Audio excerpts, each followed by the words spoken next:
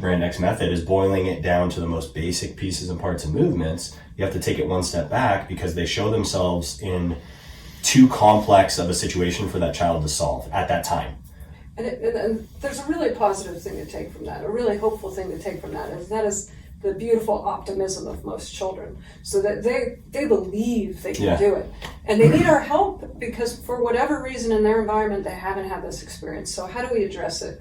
We use something we call movement skills. And we have a series of what are pieces and parts of essential movements that kids often need, and we teach it to everyone, to perform a whole movement later. So for instance, in the world of bracing for doing any overhead movement or any loading, we want to make sure a child can keep a neutral spine and they understand what that is. Now we can't say to them, keep a neutral spine. They're like, I don't know what you're talking about. So we were starting with little 3-year-olds and going all the way up into the teen years, and we start to progress that movement skill to something more effective for teenagers. But we start with the idea of a strong tree because every child has seen a tree.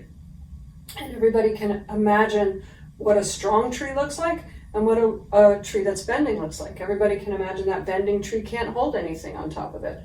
And they can imagine that strong tree with those firm branches can hold whatever it wants, right? So it's like a structural imagery that we're giving them, and we actually draw a tree, and we draw a bendy tree, and we say, look, this is what we do. We keep our muscles on.